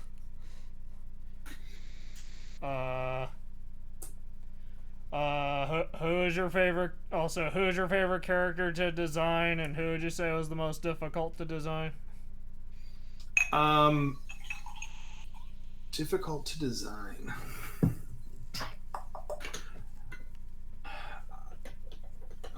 Wow, I feel like the answer is going to be the same for both. Actually, it's going to be Kellinaw. Kellinaw was in. So the earliest mice were just basically a fur color, a cloak color, and then a weapon. Right. And they're not wearing any other clothes or gear. And as I've gone on, I've tried to put a few more details, maybe change the way the cloak, wraps or clasps or something like that. In the beginning, Saxon was the only one who had a different one, and it was tied like a Boy Scout neckerchief, actually. But that's the only one who really looked different other than the color. But as I've gone, I'm like, I need to add more details. I want, he needs a belt, he needs a pouch, he needs a whatever. Kellinaw, because I was trying to get that Obi-Wan feel, like it's that Star Wars adage of like it needs to be a world that looks lived in. The ships need to look like they've been in a few fender benders. Kellinaw looked like he needed to be a veteran who had been through all of this, and I couldn't just have him essentially naked with a cloak. I needed to give him a little bit more. And then the characters got redesigned for fall in terms of their costuming because they're going to be out, or I'm sorry, for winter, because they were going to be out in winter snow. And it was there that I found that there were some things that I did to Kenzie, Sadie, and Kellinaw that I liked better than their older designs, and I've kept them even when they're not in winter. Kenzie has this like lighter front panel now. Sadie always has a hood. But Kellinaw has a hood. He has a little bit more gear on his belt. And figuring out like what that stuff is and how to be able to draw enough of those details where I can draw him panel after panel after panel without cursing. But there's also still enough stuff there that it matters. And then I had shown a panel of Kellinaw. I think it was of Kellinaw's cloak. Somehow I had figured out that when he was younger, his cloak color was different. So when I did Black Axe, which is him younger, I had to like redesign him again in a way where not only am I drawing him looking younger, but now his cloak is this kind of like powder blue rather than kind of charcoal gray. And it was, I remember having to do a lot of mental gymnastics to figure out like, why is it this way? Or was it always dark and then it just fades? And yeah, so there was some stress there and making it difficult to design a character that I could make sense of in story terms, but also draw over and over and over again. And not want to shred the page. Are there any characters you like to draw for fun? Saxon is a one to draw for fun. Oh, you mean other people's characters Uh, or my characters? your characters. Sorry. Oh, my characters. Saxon is the one that has the fun thing, and it's because of the attitude. It's that he's angry, and also those little the ties for his cloak become these like extra expressions. You know, you can, depending on how flipped up they are, or how pointy they are, you can get a little bit more mood and movement out of the character with that. Also, it's just, it's a mouse. It's pure basics. It's a mouse. It's an angry mouse with a sword. Yeah. So it's fun to get the attitude in there. Also, with Mouse Yard, who would you say is your favorite character, and who would you say is your favorite character to draw? Oh, I thought I just did my favorite one to draw. But you can just answer the other question. Okay. So favorite's hard because it's like, they're all my kids. Yeah. And I've kind of, in some ways, it's the two, right? It's so Saxon is based on, personality-wise, on some of my worst traits. It's the leap before you look, overconfidence, sometimes quick to anger. And so when Saxon screws up, I'm like, I can relate, dude. Yeah, that wasn't cool that you did that, but those are my foibles too. So I sympathize, man. So yeah, Saxon's special to me in that way. And then Kellanaugh is the one, like I said, kind of unexpectedly, he's the character that I just can't quit. He, I killed him, and I still did a whole book about him afterwards. Are there any characters that you wish you could have designed differently? Sure. I mean, and some of this is just an evolution of drawing. They get better at drawing, and then I wish I'd pushed things a little bit more in terms of some of their shape and design. Because I had, done the very animated thing in high school that was more like Disney's Robin Hood, and Mouse Guard grew out of this, originally this concept of like making it more adult, making it more like literature or like golden age illustrations. I wanted all the mice to look very similar, other than those things like cloaks and fur color or what weapon they're holding. I grew up reading Ninja Turtles when it was in black and white, and when they were in color, they all had red headbands, and it meant that the only way you could tell them apart was either deciphering what they were saying, like, one of them is talking to another and says Leo. Well, we know that's not Leo. Yeah. Or which one? Okay, wait, that's okay. So we've got Leo there because there's swords, there's Raph. So the other two that we can't see their weapons are Mike and Don. Which one's which? And you have to do this like puzzle of figuring it out. I liked that. So when I started out, I wanted my mice to all look very similar in that same vein. You had to almost figure out which character was which. Now I wish I had put a little bit more differences between them. And I had avoided that at the beginning because I didn't want it to become these cartoony differences. I didn't want to do a Mutt and Jeff or a Bert and Ernie style, one's very vertical, one's very horizontal. I didn't want to do those kind of cartoony tropes. But now I wish, it doesn't have to be all black and white. It doesn't have to be all of one and none of the other. I probably could have dialed that in a little bit so that they were still drawn naturalistically, but Kenzie could have been a little taller, a little slimmer. Saxon could have been less so. I could have done more differences, etc., with other characters. And then, like I said, with the costumes, there's all kinds of stuff that I've been subtly changing as we've gone, including like Kenzie's cloak color. This is part of the remastering for the color too. We had some merchandise made in the early days, and everything I got back had Kenzie's cloak being, if not borderline purple. And it's because the blue was like that I printed it in was just like right on that line of being too dark, and reading as purple. And it's like, no, I definitely want it to be blue, and so I've been lightening it and making it much paler, My palette has also gotten a little warmer, and in warm light, blue actually starts to become a little bit closer to a green, a gray green. So it always reads as blue in the context of the image, but it's not supposed to be purple. So sometimes it's just course correction. Like this, I always intended to be a certain way, but I didn't do it well enough. Other things are, oh, I've realized over the years I actually prefer it this way. I need to change that slowly.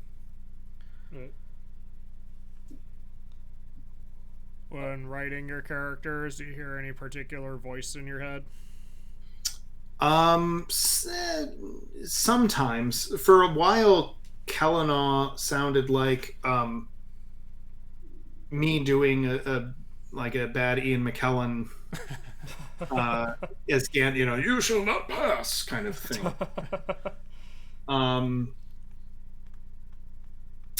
Yeah, I don't know that I hear specific voices, but I mean, because we at one point had a movie going, and even actually we've been up to bat on a movie several times. That always gets asked about, and it becomes actually kind of a semi-serious conversation. One time, an actual real serious conversation, and so they find it valuable when I will make a list of names. Even if it's not the people we can get, they can go like, oh, this is the kind of voice you hear for Liam. Now we need to find some, because like when Mouse Guard is getting close to being, from a publishing standpoint, 20 years old. So the people that I had in my head as potentially like, this is kind of the voice that I hear for, Liam, are now way too old to play those characters. But saying it gets people in kind of the right, mindset. Yeah. Oh, okay, I get it. You wanted like Ewan McGregor, or there was an actor in the movie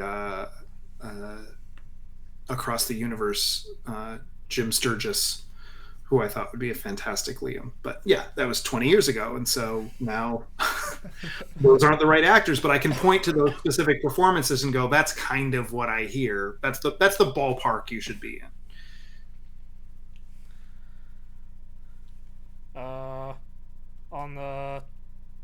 On the subject of the movie that got canceled,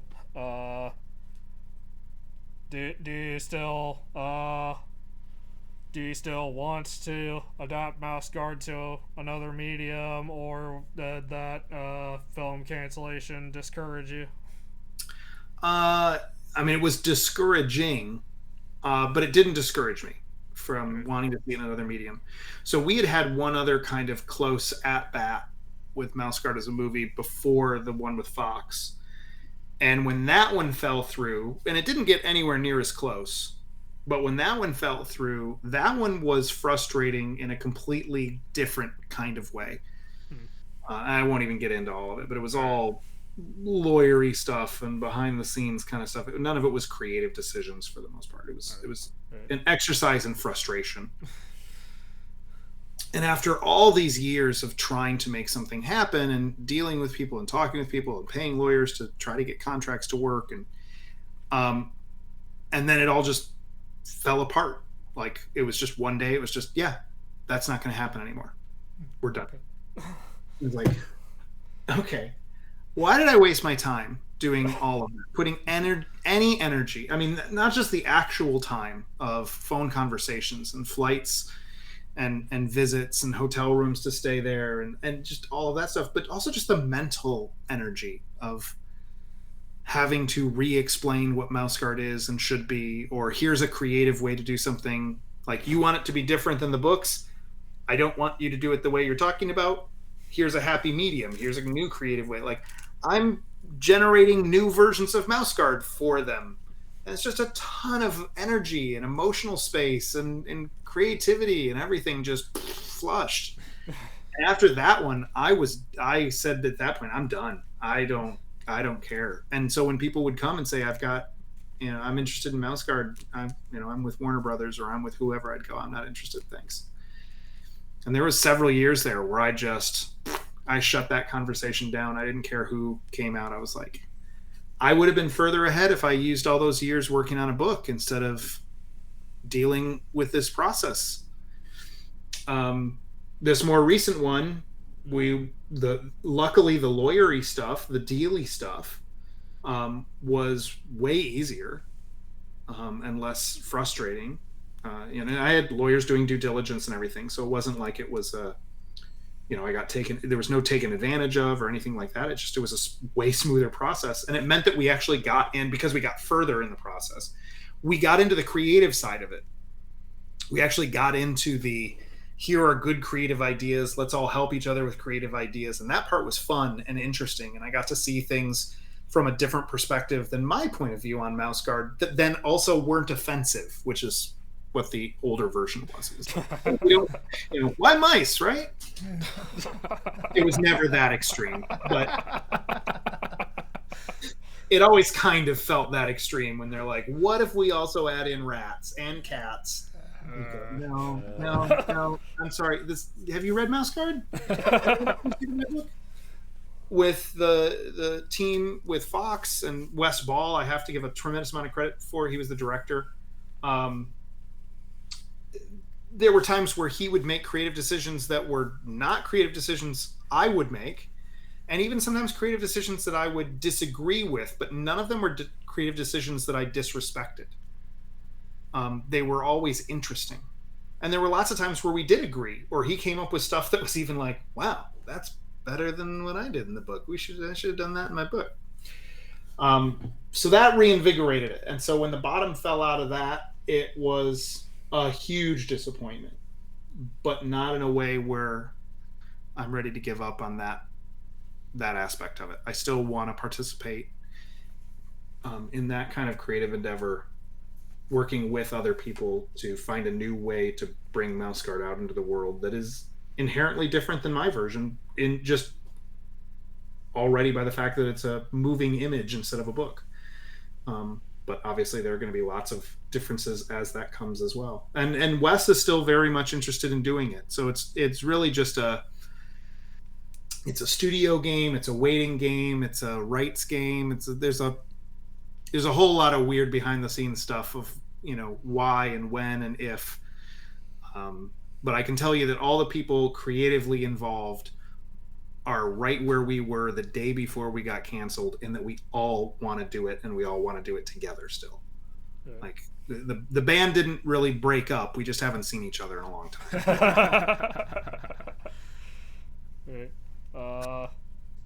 Also have a quick question about when you autograph. I noticed when you autograph a Mouse Guard thing, you usually include like a drawing of a mouse head.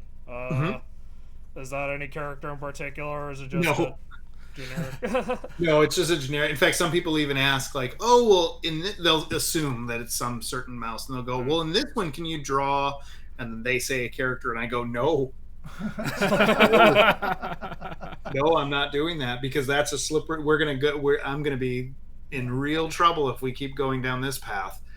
Because then in the next book, you're going to want a different character, except I'm going to realize there's no way to distinguish who that character is with just the head. Now I'm having to draw a hand with a weapon, or now I'm having to draw, a full body so we can see that one leg is a peg leg, or, and it's like, now I'm doing full-on illustrations in every book. So, no, it is a generic mouse head that I can whip out like that. And I cannot do it. People are amazed. It is like when I'm doing it, sometimes I can even look away while I'm doing part of it, and it freaks the people out who are getting stuff signed, because I'm not looking at their book while I'm just mashing on it with ink. It's like muscle memory. But it's all muscle memory, and I can't draw the mouse facing the other direction that same way. Like if I get a pencil out and kind of start sketching out some rough shapes, I can get there quick and then bring out the pen. But I've done it so many times facing to the left. I can do it straight in pen with no pencil, no hesitation, and I can do it over and over, and it's fairly consistent. I was just curious. I have a few questions related to like fan works. Mm-hmm. How do you feel about parodies of Mouse Guard, like one that was recently done by Penny Arcade? Oh, yeah. I don't know if the Penny Arcade one was technically a parody, but yeah. Right. The Penny Arcade is great. Um, and Penny Arcade had been an advocate of the mouse guard role playing game back when it first came out as well. So, um, yeah, I'm a fan of what they're doing, and I didn't even feel like that was a parody. It was like a, um, like getting just right in on the feel of it. Like, it was joining the bandwagon rather than anything else. I wasn't sure how to. Yeah. Yeah, I wasn't sure how to describe that. Sure. There was there have been a couple things that I've seen that have been parodies. Right after Mouse Guard came out, what's the name of the publisher? Oh, I'm blanking on the name of the publisher. They tended to do comics that were fairy tales that all of the women in the fairy tales were basically like comic book sexy women. Right. Kind of drawn in that style. So whether it was Snow White or Little Red Riding Hood or whatever, it was sexy comic book woman in the lead. And they did one. It was right after Mouse Guard came out. That was the Three Blind Mice, a retelling of the Three Blind Mice, and they had the farmer's wife, I think, being like held down by her hair by the mice, and because you got to get the sexy lady in there. But they had definitely drawn the mice to be my mice. So that was a parody. The only reason that was irksome was the guy who ran that company had given me a little bit of grief. Really irritated that Mouse Guard was coming out of nowhere and outselling his comics. And I was like, you're paying attention to that. I'm not. Like, look, I'm just happy for what I get, man. I'm not looking at anybody else's plate. And so when he did that, I was kind of like, man, that jerk. After yelling at me, he's going to put my characters on his cover. But the idea, like, if he had just done it and we hadn't had any conversations at a convention before that, I would have been like, oh, that's funny. That's cool. I know that there have been, in the same way that people will come up to me and go, this reminds me of Redwall. I know that there are other things out there. Mice Templar came out around the same time as Mouse Guard. And both of our fandoms almost went to war with one another over, you're copying David Petersen. Well, you're copying Mike Oeming and Brian Glass. It really was. We just both kind of came up with a similar thing around the same time, and both got publishers interested around the same time, and they just happened to come out. It's just one of those weird things. Yeah. And neither one of us really had a problem with the other than it was really annoying for all of us to have to constantly answer the question or deal with, are you mad about Mice Templar? Are you mad about Mouse Guard? What do you think of those Mice Templar guys? What do Squarriors is one that came up that was Squirrel Warriors. Super bloody, and I remember a lot of people thinking that was some kind of a mouse spin-off parody or something, and I'm like, I don't know if it is. I don't think it's really that similar, especially with how gory and bloody it is. It doesn't feel like my work at all. But as long as it's being respectful, if it's supposed to be making direct reference to me, as long as it's respectful or really funny. It can be disrespectful if it's hilarious. If it's not hilarious, don't be disrespectful. And then when it comes to like fan work, as long as nobody's trying to profit off of it, I'm just honored. I embrace people who are doing fan artwork. I've had a couple people do like shorts.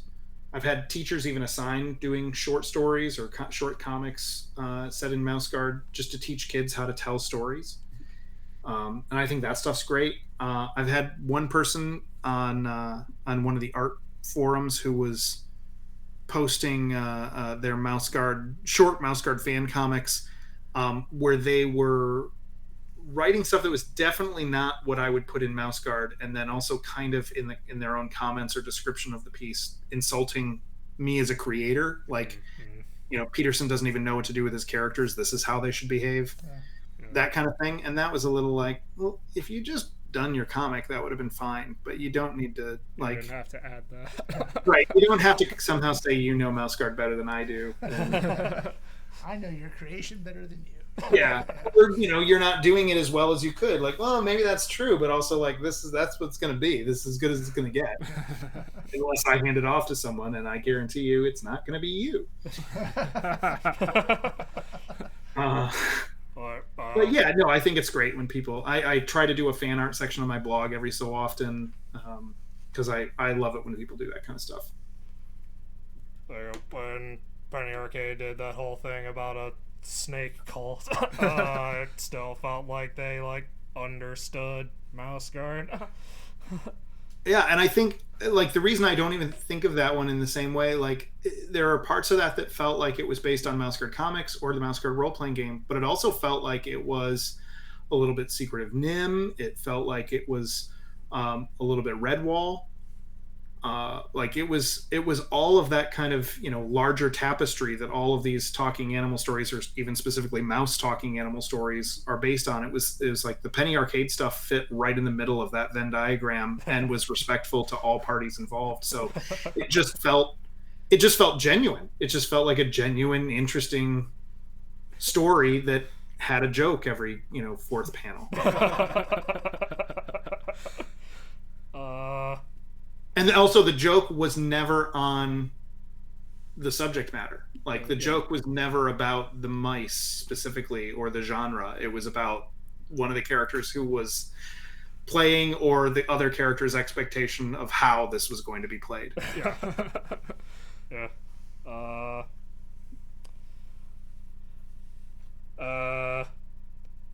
With Mouse Guard fan stuff, how do you feel about more adult stuff?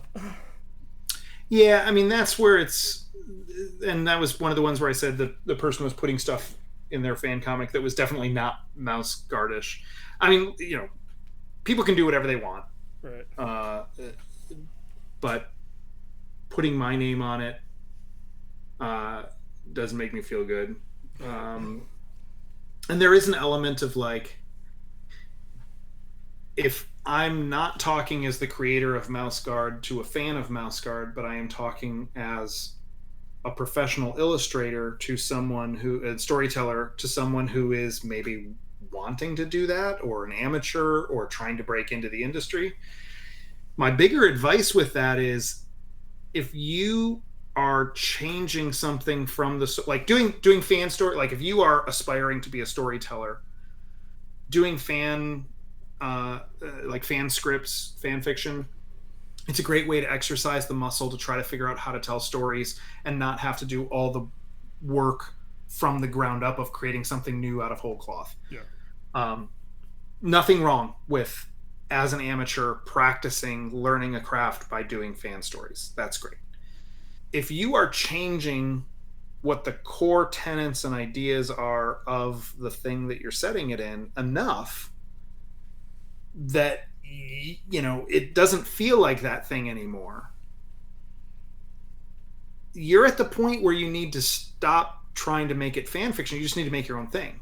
Yeah. If you want to do adult anthropomorphic sword and sorcery kind of stuff, then do that. Make up your own thing.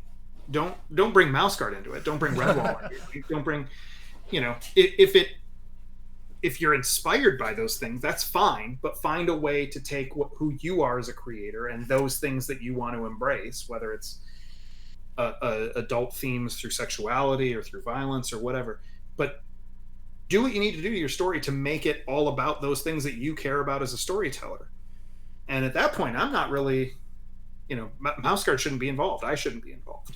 It should be a very thin veneer of, well, obviously they like talking animal stories, but they also like these other things. So yeah, but I'm not contacting lawyers or anything, or trying to have sites shut down over when that stuff pops up. Right. I also don't actively go hunting for it all that much. So right, fair enough. Also, as a creator, have you ever had ideas for stories set outside of Mouse Guard, or are you currently wholly devoted to Mouse Guard? Both of those things are true. I am fully devoted to Mouse Guard in that I realize I do not have the time or can really put forth the effort to do anything other than Mouse Guard, right? Especially right now, and for the next several years. But yeah, I've even there's a whole video podcast series my friend and I did called the Plotmasters Project. You can go to theplotmasters.com or look up the Plotmasters on YouTube. And so my friend Jesse, who, if I'm Saxon, he's Kenzie.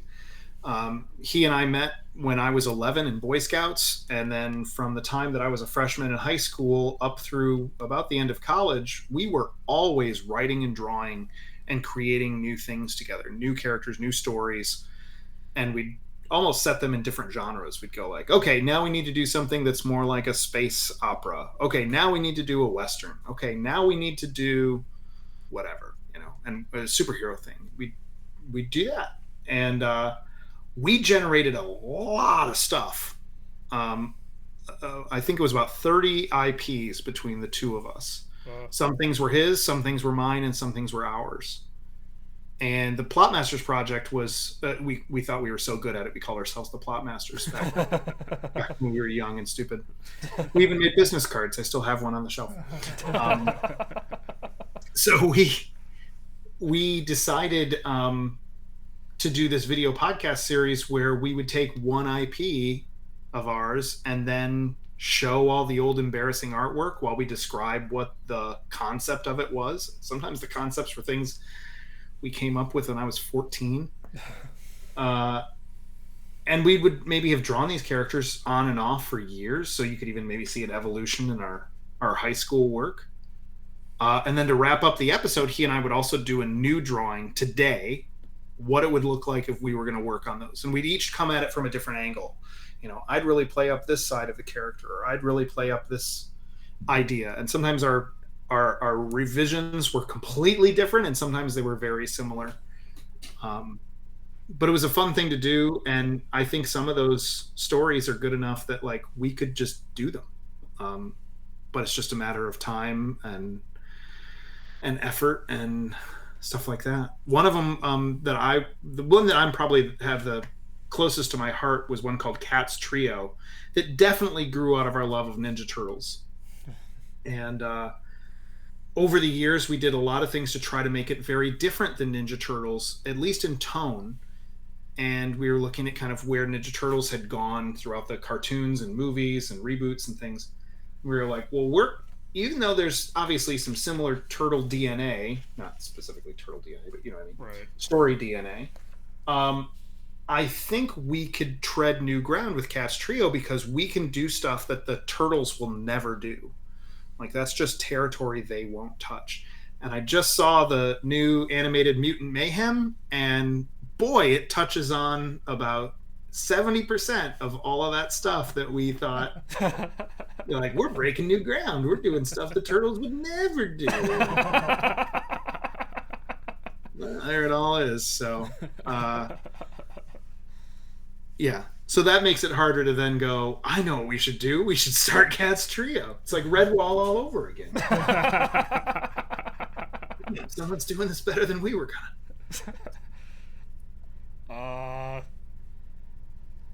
The general question, with regarding commissions, I've seen, I think on your blog you said you, not sure if I'm phrasing this right, but like you try to sort of subtly dissuade people from asking for like a human character, but there have been some exceptions. Do you just have a preference for drawing animals?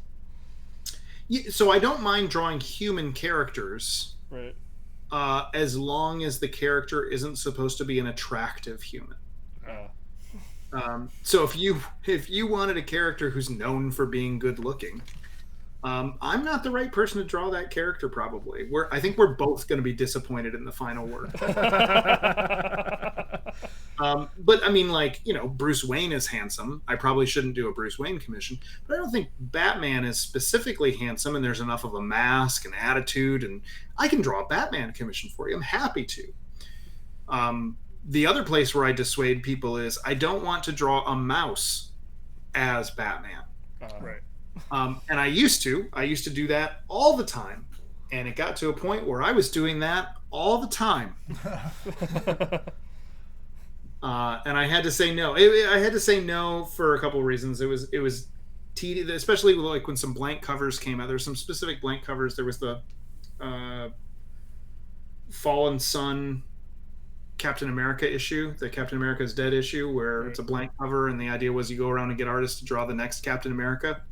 Yeah. Everybody who approached me asking me to draw a mouse with Cap's shield acted like they were the first person to come up with the idea to draw a mouse with Cap's shield. And after 20 of those, I'm going, I don't want to draw a mouse with Cap's shield again today. And then right after that, there was some kind of Iron Man blank cover. People wanted an Iron Mouse. I did a couple of those, and it was fun at first trying to figure out the design. And then after a while, you're like, God help me, I don't want to draw Iron Mouse again. Yeah. And then I got into a weird position where, and it was usually at San Diego, there were some original art collectors who loved getting commissions that were trying to outdo each other by weirder and weirder things they could get me to do. And they weren't like weird, but it was like, it wasn't just Batman, Superman, Captain America. It was like, what about the Rocketeer?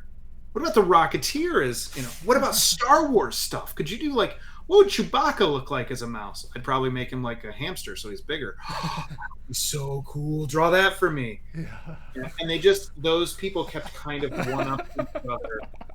And, what about the Watchmen? Draw Watchmen as mice. And then the other one he was like, I was coming to you for a Watchmen as mice, and they got first. Shoot. Man. And then I don't remember if they suggested or I suggested, they were like, could you do the Minutemen? The characters that were Watchmen before Watchmen? What about them as mice? Yeah. And it just got to this ridiculous point where I was like, it's hard not to at some point take that personally. Like, I thought, would Jeff Smith draw Bone as Batman? Yes, he probably would 2 or 3 times. And then after that, he'd go, I'm just going to draw you my character. I'm just going to draw a phone bone for you. That's if you're a fan of mine, drawing a phone bone should make you happy. Yeah. And I just thought, if someone isn't enough a fan of Mouse Guard that a mouse drawing would make them happy, what are we doing here? Yeah, I'm not going to just kind of court gesture and dance to make everybody happy. It also got complicated because there were some characters that I could easily mousify, and there were other characters that I couldn't. Like, most obvious was like Power Girl. Right. When you're with a character, there's an asset that is something that you need to really emphasize to make everyone know that's Power Girl. Yeah. I don't want to do that with a mouse. Or even characters like Wonder Woman. The kind of eagle bustier is such an iconic part of the costume that when you put that there, it implies mouse boobs. And it's like, I don't really want to go there. That's not. I don't want to add anatomy. I also don't want it to kind of like stick out weird, like they're flat chested, like the way I draw my mice, even my female mice. But now there's this like, it was. So I was like, yes, I'll draw Cyclops as a mouse. No, I won't draw Wonder Woman as a mouse. And it felt like I was spending way too much, kind of like right now, I'm spending way too much time explaining it instead of just going, how about I draw a mouse character for you? So some people do think that means like I won't draw humans and stuff like that. I love drawing, especially monster characters, Hellboy, Hulk, Thing. Yeah. Those characters I love drawing. But even humans like Spider-Man, Batman, if they have enough of a mask and cool other stuff going on costume-wise, I can totally do it. I'm not anti-human. Right. If you were to go back and relive your art career, is there anything you would have done differently?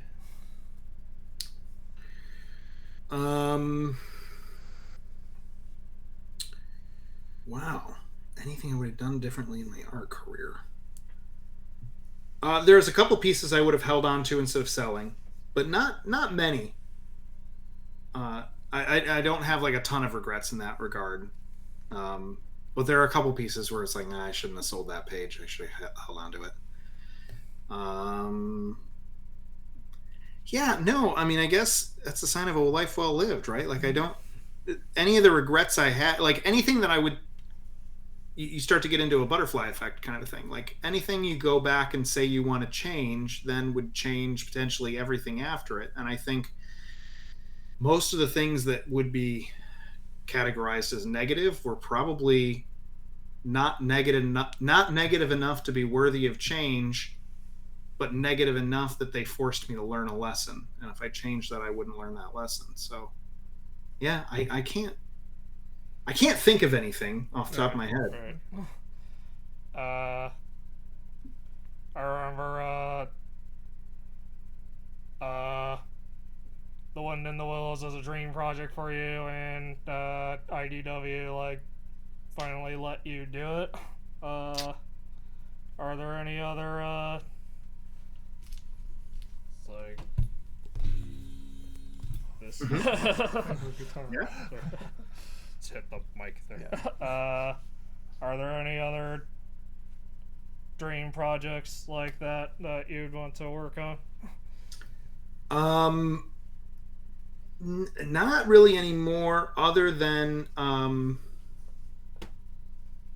so there are people who I've worked with before, or things that I've worked on before that I'd love to get a chance to do more of. Like, I'm never going to have drawn enough Ninja Turtles covers. I've done a bunch. I think close to 20 at this point. And it's never going to be enough. And the same for Usagi Yojimbo. I've done a bunch of stuff for Stan, for Usagi Yojimbo, and that's never going to get old. I can always come back to that. Stuff I haven't done professionally that would be a dream would be Hellboy. I've gotten to draw Hellboy lots of times as commissions for people, but kind of only 2 times semi-officially. One was for the 30th anniversary. I don't think it was ever published. I think it got put in the San Diego Comic-Con souvenir book for that year, but it wasn't published like by Mike or by Dark Horse or anything like that. And then the other one that I did was semi-official, was for that Mignola documentary that came out, and I was asked to do a print. I actually offered to do a print, and then they had to confirm with Mike that that would be okay, because they were under instruction that the people who did the prints for the Kickstarter were only going to be people who had worked on Hellboy with Mike before, because then the approvals process would be easy. Mike had already worked with them and already knew that they knew what Mike wanted. So they had to kind of ask for a special dispensation for me to get in, and Mike said yes. So I got to do that piece, but it was shown on screen in the documentary, which surprised me. I didn't realize that. I thought it was just going to be a bonus item for the Kickstarter. Then it popped up on screen when I was watching the documentary. I was like, "Hey, I know that art." But yeah, I'd love to do something Hellboy at some point, whether it's covers or a short story or something like that. I'd love to do some Turtles interiors, but that's just a timing issue. The amount of time it takes me to do interiors and do it the way I'd want to, I think it'd have to be a short story, because I just don't know that I'd have the time. But yeah,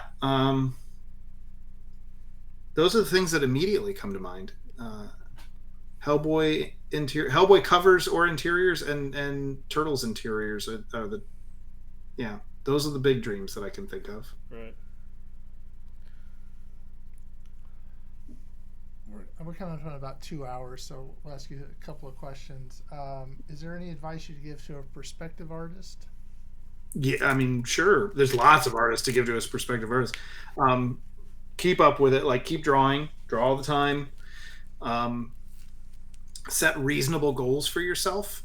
If you know that you're not good at drawing a particular thing, or maybe even avoid drawing a particular thing because it's scary or whatever, you don't have to set out to be a master at drawing that thing right away, but you also shouldn't avoid it. You need to set up reasonable goals. of how you're going to get slightly better at it over time. There's lots of kind of tutorials, whether it's about backgrounds or perspective or human anatomy or, whatever it is, color, line work. I also think there's a huge benefit in kind of like writing the fan fiction stuff, like copying artists you like, especially when you're a really young artist. I did a whole lecture. I've done it at a couple colleges, and I put it up on YouTube, called Drawing Like Yourself. And it's about my path of realizing how to put away the thing that influences you. Like everybody has their favorite artists or their people that they want to draw like. They try to emulate. They try to become a clone of that person. And my big takeaway message is don't make that your entire artistic voice, because at best you're going to be a second rate whoever that person is. And it'd be way better to be a first rate you. So think of yourself as kind of a filtration device where all the inspiration stuff goes in. You're a stew. I don't know. I'm mixing metaphors now. You got a filter on top of a stew, but all these things go in, and the filtration is you also as an artist are picking what thing you like about that artist. If you're really inspired by whoever, Jim Lee, the thing that you might really like about Jim Lee that you're trying to put into your artwork might be very different than what another artist appreciates about Jim Lee and is trying to put into their work. But if you have multiple things that you're inspired by, that unique blend is who you are as an artist. And at some point you need to put your access to the reference away when you're drawing, and you just need to sit and draw like yourself. You just need to rely on the fact that you've absorbed enough about their work. You need to have studied their work and actually broken it down to what it is you like about it, and then just try to draw it without staring at the work. Because when you stare at the work, when you have it right out in front of you and you're copying, there's, like I said, there's a benefit to that, but ultimately it just becomes this exercise in copying. And then when you have to draw something that they've never drawn, you get stuck. Like, oh no, I can't draw a person kissing a robot because Jim Lee never drew a person kissing a robot or whoever. So yeah, there's lots of stuff about young artists, but yeah, that's keep going. Keep going if you want to. It's totally okay to have art as a hobby, or to have art as your outlet. I don't think anybody looks twice at someone who decides to buy a acoustic guitar and just strum on it in the evenings, or try to figure out the chords to their favorite song, or get good enough that they can do Kumbaya at the campfire. For some reason with artists, if somebody sits down to draw, everyone around them and even themselves, I think there's this pressure of like, well, you're doing this because you're going to get good enough to become a professional, right? And if you aren't growing at some kind of quick rate to professionalism, you're just wasting your time, you're wasting money, all that kind of stuff. But I think it's totally okay if you just want to do art because it's your outlet. All right. The show is called On the Air with Power Squared. So we ask all our guests if they've actually read Power Squared, or you're aware that we do a comic book. I have not. I was aware once you gave me the card at San Diego. Right. All right. I realized this isn't just a podcast. Right. All right. Well, maybe we'll send you some PDFs and you can read them. Very cool. So, how would people follow you? What's the best way? I am at MouseGuard on I think every social media that's out there, and I'm my own name on Facebook. Although I don't really accept friend requests anymore. I think if you just click that you want to be a friend, you'll still see all the updates without me accepting.